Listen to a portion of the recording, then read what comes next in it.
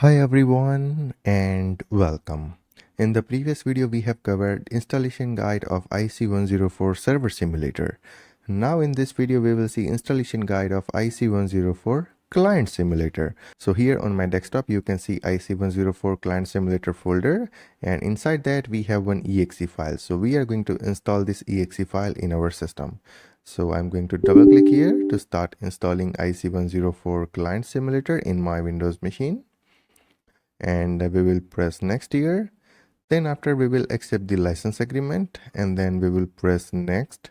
And in the destination folder I am going to change my destination folder to D drive for installation, and then we will press next again.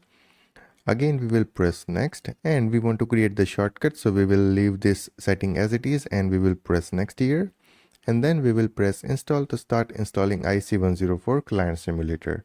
And here you can see client IC104 simulator is installed in my system. If you want to launch it, then you can leave this setting as it is, otherwise uncheck this and just press finish. Okay, so we have successfully installed IC104 client simulator in the Windows machine. Now in the future videos we will see how to use this simulator with the IoT platforms. Okay, so stay tuned for the future videos. Till then, take care, goodbye, and thank you.